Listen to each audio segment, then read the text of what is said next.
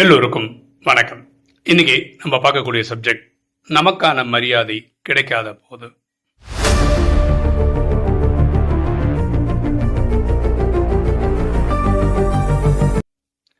பாருங்களேன், நம்ம எல்லாருக்குமே இந்த மன வலி இருக்கு. அதாவது நம்ம நிறைய உழைப்பு போடுவோம், அதுக்கான ரெக்கக்னிஷன் கிடைக்காது. அப்போ நமக்கு ரியலாகவே கஷ்டமாக தான் இருக்கும். ஒரு எக்ஸாம்பிள் சொல்லணும்னா, நான் ஒரு 16 வருஷமாக ராஜயோகம் ப்ராக்டிஸ் பண்ணுறேன். ஒரு மே மாதம் 21 ஆயிடுச்சுன்னா நான் 10 வருஷமாக யூடியூப் ஸ்பேஸில் இருக்கேன். நம்மளும் தினசரி மாங்குன்னு வீடியோ போட்டுட்ருக்கோம். ராஜயோகம் நமக்கு தெரிஞ்சதை ஷேர் பண்ணிகிட்ருக்கோம். இதெல்லாம் பண்ணுறோம். ஆனால் வெளி உலகத்தில் ஏதாவது ஒரு இம்பேக்ட் இருக்கான்னா பெருசாக ஒன்றும் கிடையாது. ஒரு 74,000 சப்ஸ்கிரைபர்ஸ் இருக்காங்க. இது இந்த கல்பம் முடியறதுக்குள்ள ஒரு லட்சத்தை தாண்டுமான்றதே ஒரு $1 மில்லியன் கேள்வியாக தான் இருக்குது. இப்போதுக்கு இருக்க நிலைமை இருக்குது. அப்படியே வீடியோ பார்க்குறவங்களா நிறைய பார்க்குறாங்களான்னு பார்த்தா ஒரு 300 400ன்னு இருக்குது. இந்த எண்ணெய் போல் வாழ்வு சமயத்தில் ஒரு 1000 1500ன்னு போகுது. அந்த எண்ணெய் போல் வாழ்வு வேற ஒரு தம்பி போடுறாரு, அது ஒரு 1000 1500 போகுது. இதுதான் இன்றைய நிலவரம். ஸோ பெரிய இதெல்லாம் கிடையாது, அதாவது பெரிய இம்பேக்ட்லாம் கிடையாது சொசைட்டியில்.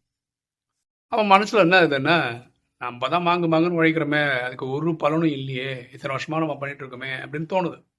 இதே மாதிரி உங்களுக்கும் நீங்கள் பண்ணுற முயற்சியில் உங்களுக்கும் அந்த மாதிரி ஒரு மனசு கவலை இருக்கலாம். இதில் யார் இப்போ கலிகாலத்தில் ரொம்ப சக்ஸஸ்ஃபுல்லாக இருக்காங்கன்னா, ஃப்ராடுத்தனம் பண்ணுறவங்க, லஞ்ச லாவண்யத்தில் ஈடுபடுறவங்க, கொலை பண்ணுறவங்க, அரசியல்வாதியாக இருக்கவங்க, ஸோ பொய் சொல்கிறவங்க, எல்லா வகையான மாயின் லீலைகள் செய்கிறவங்க இப்போ ரொம்ப பிரபலமாக இருக்காங்க, ரொம்ப சந்தோஷமாக இருக்காங்க, நிறைய பைசா வச்சுருக்காங்க, பெரிய புகழ் இருக்குது, எல்லாமே இருக்குது. ஆனால் நமக்கு ஒரு ரெக்கக்னிஷன் கிடையாது, ஒரு ரெக்கக்னிஷன் கிடையாது. அப்போ மனசுக்கு பயங்கரமாக வலிக்குது. கரெக்டாக? இதுக்கு வானிலை பரமாத்மா ஒரு ஆயின்மெண்ட் போடுறாரு. அது என்னென்ன, இது உண்மைதான், கலிகாலம் உச்சகட்டத்தில் இருக்குது, இங்கே உங்களுக்கு போதுமான அளவுக்கு எந்த ஒரு அங்கீகாரம் கிடைக்காமையும் போகலாம். ஆனால் நீங்கள் கன்சிஸ்டண்டாக இந்த சேவை பண்ணிட்டே இருந்தீங்கன்னா, நீங்கள் சத்தியுகத்திலையும் திரேதாயுகத்திலையும் ராஜாவாக வரும்போது அங்கே இருக்கிற பிரஜைகள் மனதால் வணங்குவார்கள்.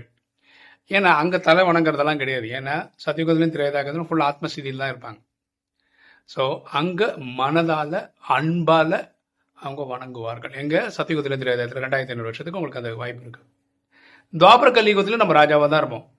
அங்கே உண்மையாகவே தலை வணங்குவோம்.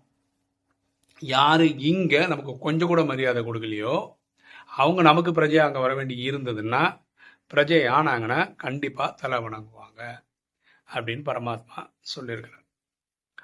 அப்போது இந்த ஃபேஸ் இருக்குல்ல, இந்த சங்கமம்ன்ற இந்த டைம் இருக்குல்ல, இந்த டைமில் நீங்கள் அந்த புகழ் எதிர்பார்க்காதீங்க அப்படின்றார் பரமாத்மா. இங்கே ரொம்ப பேலன்ஸாக இருக்க சொல்கிறார். புகழ்ச்சி இகழ்ச்சி ரெண்டுமே நமக்கு பேலன்ஸாக இருக்கணும். நம்ம கேரடாகவே ஆகிடக்கூடாது. ஓகேவா? ஸோ இது ரொம்ப கஷ்டம். பரவாயில்ல, நீங்கள் முயற்சி எடுத்துனே இருங்க. இப்போ ஒரு பையன் ஃபஸ்ட் ரேங்க் எடுக்கிறத ட்ரை பண்ணுறீங்க, என்ன பண்ணாலும் 5th ரேங்க் கூட தான் வந்துனே இருக்கான்னு. ஒரு வாட்டி கூட ஃபஸ்ட் ரேங்க் எடுக்கலன்னா அவனுக்கு இருக்கிற மனவலி தான், அதில் மாற்றுக்கிறதே கிடையாது. ஆனால் சில டைம் நான் பார்த்துருக்கேன், வாழ்க்கையில் இந்த ஃபஸ்ட் ரேங்க் செகண்ட் ரேங்க் எடுத்தவனோட அந்த பின்னாடி இருக்கவங்களாம் லைஃப்பில் சக்ஸஸ்ஃபுல்லாக போகிறத நம்ம பார்த்துருக்கோம். சக்ஸஸ்ஃபுல்ன்றது வெறும் பணம் மட்டும் இல்லை, ஆனால் பணம் இல்லாமல் இங்கே வாழவும் முடியாது. சரியா? ஸோ நீங்கள் ராஜயோகம் ப்ராக்டிஸ் பண்ணுறீங்க, இல்லை வேறு ஏதாவது கம்பெனியில் கூட நீங்கள் மாங்குன்னு உழைக்கலாம். ஆனால் யார் முதலாளிகளுக்கு தாஜா போடுறாங்களோ அவங்க நல்ல பொசிஷனில் இருப்பாங்க, நல்ல சம்பளம் வாங்குவாங்க. அவனுக்கு அது தெரிஞ்சிருக்கு, அது ஒரு கலை அவனுக்கு. அது முதலாளியே சோப் போட்டு வச்சுக்க தெரியுது பார்த்தீங்களா, அது ஒரு தனி கலை தானே. அது உங்களுக்கு எனக்கு தெரியாதனால தானே அந்த ஆள் ஷைன் பண்ணிருக்கா, நம்ம ஷைன் பண்ண முடியாமல் இருக்கோம். அது ஒரு திறமை தான். அதனால அவருக்கு பெருசாக பாதிப்பு எது இருக்குமான்னு தெரியாது. ஆனால் அதில் அவர் ஸ்மார்ட்டாக இருக்கார், புத்தாலியாக இருக்கார், அப்படி தான் நீங்கள் எடுத்துக்கணும்.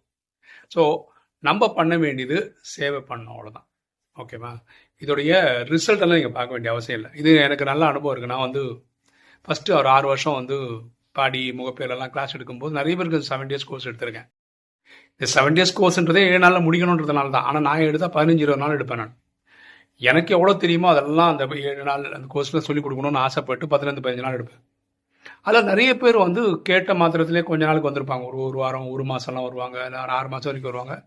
அதுக்கப்புறம் அவங்க காணாமல் போயிடுவாங்க. இந்த ஏரியாவில் இருக்க மாட்டாங்க, அந்த பிக்சரே இருக்காது அவங்களுக்கு. அப்போ நமக்கு மனசு ரொம்ப கஷ்டமாக இருக்கும். என்னடா இவ்வளோ கஷ்டப்பட்டுமே. அப்போ பரமாத்மாட்ட சொன்னால் நீ உன் வேலையை பண்ணியிருக்க, 7 days கோர்ஸ் எடுத்திருக்க, இதுக்கு உனக்கு கிரெடிட் ஆகிடும். அவங்க வர்றதும் வராததும் அவங்க ட்ராமா பாட்டை பொறுத்து இருக்கு, அதனால் நீ அதை ஃபீல் பண்ண வேணாம் அப்படின்னு சொன்னார். அதுக்கப்புறம் நான் இப்போ ஃபீல்லாம் பண்ணுறதில்ல. அதே மாதிரி நான் முன்னாடிலாம் என்ன பண்ணுவோம், பயங்கர பஞ்சாயத்து போய் யாராவது சிவனை பற்றி தப்பாக பேசினா உடனே ஸ்டார்டிங் போயிடுவேன். இப்போல்லாம் நான் போகிறதே கிடையாது. இப்போ பரமாத்மா சொல்லிட்டு என்ன எனக்கு பார்த்துக்க முடியும், நீ வந்து தான் எனக்கு பஞ்சாயத்து பண்ணணும் அவசியம் கிடையாது, நீ என் பேரில் இருக்க நடக்கக்கூடிய எந்த ஒரு சண்டைக்கும் பஞ்சாயத்து பண்ணுறதுக்கு வர வேண்டிய அவசியம் இல்லைன்ட்டார். நானும் யோசித்தேன், ரைட், நமக்கே 1008 பிரச்சனை இருக்குது, இதுக்கிடையில் இவரோட பிரச்சனைக்குன்னு சொல்லிட்டு நம்ம போய் முக்க முடியும். ராஜயோகம் நமக்கு ஏதோ நம்ம கற்றுக்கிறோம், அதை வந்து யூடியூப்பில் சொல்கிறோம்.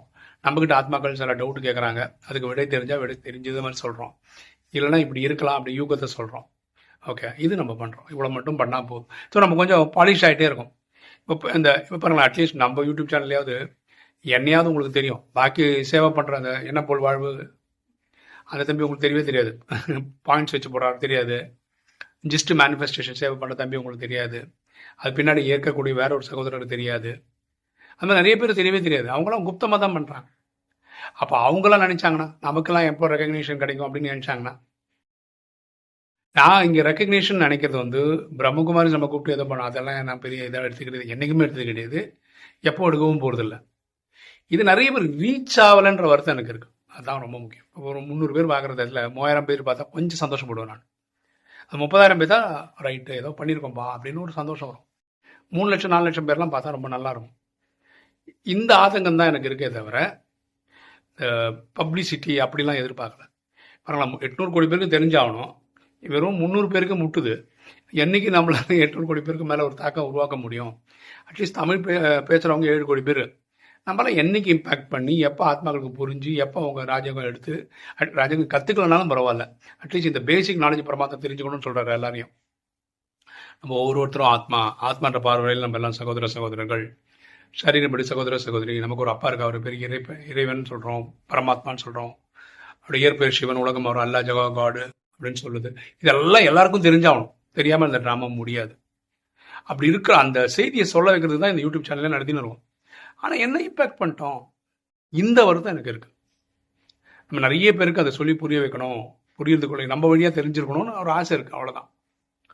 ஓகே, நீங்கள் யாராவது இதே ஃபீலிங்கில் இருந்தீங்கன்னா பரமாத்மா என்ன சொல்கிறாருன்னா, நீங்கள் சத்தியகுதிரையும் திரேதாயுதம் நீங்கள் ராஜாவாக வரும்போது அவங்க மனதளவில் உங்களை வணங்குவாங்க. துவாபர கலிக காலத்தில் நீங்கள் ராஜாவாக இருக்கும்போது உண்மையாகவே தலை வணங்குவாங்க. அதனால் இப்போ சங்கமத்தில் அந்த மரியாதை கிடைக்கலன்னு ஃபீல் பண்ணாதீங்கன்னு பரமாத்மா சொல்கிறார். நீங்களும் ஃபீல் பண்ண வேணாம், நானும் ஃபீல் பண்ணலை. ஓகே, எனக்கு வீடியோ உங்களுக்கு பிடிச்சிருன்னு நினைக்கிறேன். லைக் பண்ணுங்கள், சப்ஸ்கிரைப் பண்ணுங்கள், ஃப்ரெண்ட்ஸ் சொல்லுங்கள், ஷேர் பண்ணுங்கள், கமெண்ட்ஸ் போடுங்க. தேங்க்யூ.